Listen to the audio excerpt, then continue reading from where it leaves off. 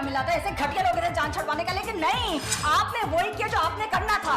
इस आदमी से कहो कि यहाँ से चला जाए फौरन। तुम मेरे और सबा के रिश्ते को कभी समझ ही नहीं पाए हो। क्या आदमी ना कितना भी जवान बनने की कोशिश कर ले, अंदर से बुढ़ा है ना तो वो बुढ़ा ही रहेगा। आप भी बिल्लो और हसीना एटम बम वाले गाने सुन के कोई जवान हसीना नहीं बन सकती।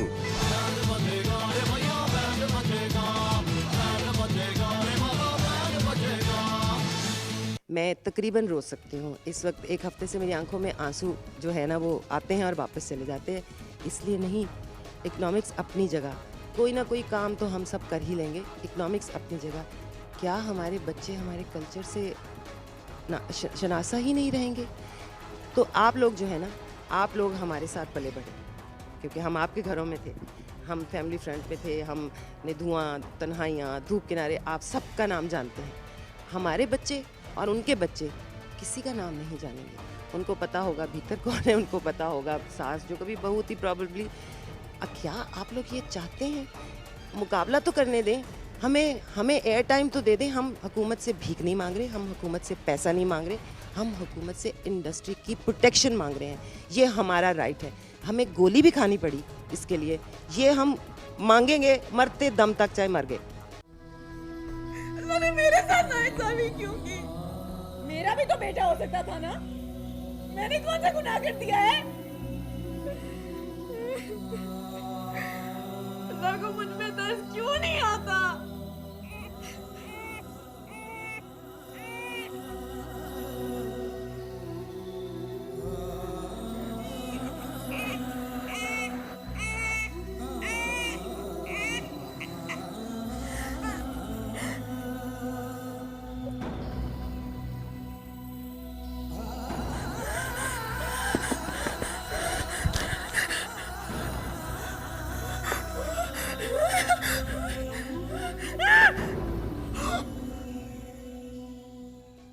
हमें भी अपने उसके अंदर रहकर हमें अपने कल्चर का ख्याल रखना चाहिए, अपनी लिमिट्स का ख्याल रखना चाहिए, उसमें रहते हुए काम करें। पहले भी काम होता था, हमारे सीनियर्स, हमारे जो पहले ड्रामा हुआ करते थे, जिस तरह की चीज़ें होती थी, कितने कामयाब होते थे, मगर आज भी उन्हें देखा जाता है, उतनी ही पसंदीदगी उन्हें मिलती है। तो किस वजह से? उसमें तो कोई ऐसी उरानियत नहीं थी, उसमें कोई ऐसी ड्रेसिंग नहीं थी, आम सी शलवार कमीज़ है, दुपट्टा है, वो सब देखा जाता था। आज भी दोबारा जब वो चलते हैं ड्रामे तो सब लोग देखते हैं, पसंद करते हैं। कहानी होती है, उसके अंदर डायरेक्शन होती है, उसके अंदर परफॉर्मेंस होती है, वो देखने की चीज़ होती है, ना कि आप ऐसी चीज़ें दिखा के और लोगों को आप उन चीज़ों को प्रमोट करें कि जी अब ऐसा होना चाहिए, माहौल टोटली चेंज कर दें और उसके बाद कहें कि माहौल ख़राब हो गया। एहसान, ईशा बेटी, तुम 2-4 दिन और रुक जाओ, अपनी मामी के पास सहारा देना उन्हें। फिलहाल मैं यहीं रहना चाहती हूँ, अपनी माँ का गम बांटना चाहती हूँ। अपनी माँ तुम्हें ज्यादा अजीज है, हम तुम्हारे कुछ नहीं लगते। हम लोग यहीं रहेंगे आप लोगों के पास, आप लोगों की खिदमत करने के लिए। एलिया से पूछा तुम? मैं उन्हें ये बता के आया हूँ कि मैं तुम्हें देने जा रहा हूँ। तो फिर बता दो उन्हें कि मेरे लिए मुमकिन नहीं है। क्या चाहते हो तुम मुझसे? क्योंकि सोच के एक बार दरवाजा खुल जाए तो बाकी दरवाजे खुद ब खुद खुल जाते हैं। मैं घर कब आऊँ? उसकी जरूरत नहीं। ड्रामा बेसिकली आपके कल्चर को रिप्रेजेंट करता है कि आपके कल्चर में क्या क्या चीज़ें हैं। ठीक है, हर किस्म के प्लेस बनते हैं, लेकिन हमारे यहाँ कुछ नॉर्म्स ऐसे हैं जिनका हम हमेशा ख्याल रखते हैं।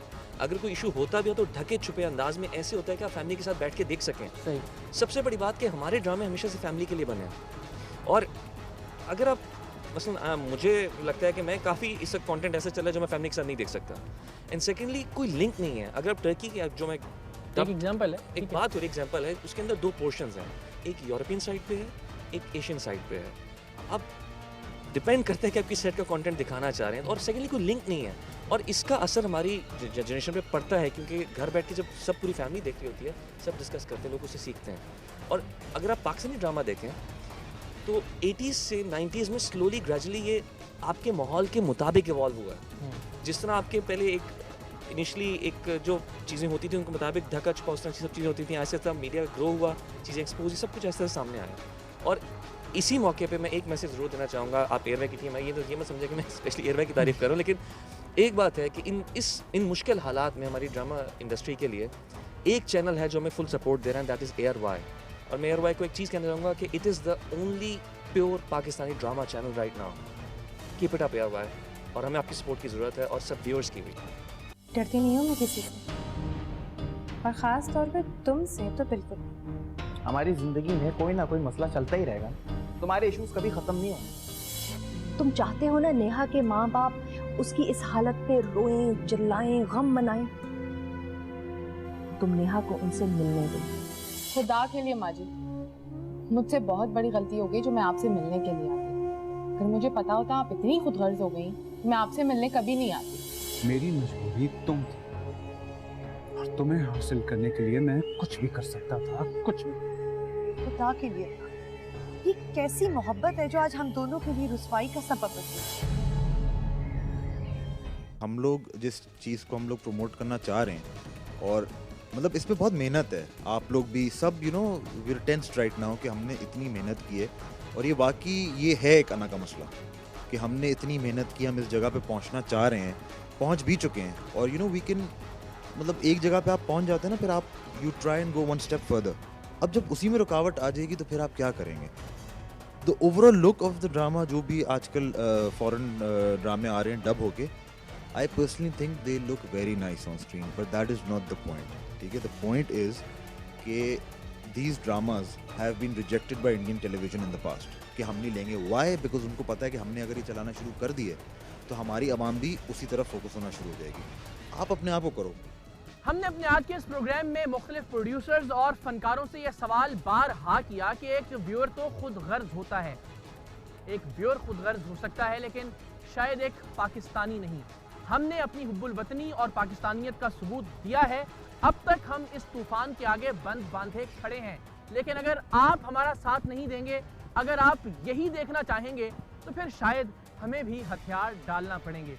लेकिन हमें उम्मीद है आप इस जंग में हमारे साथ हैं।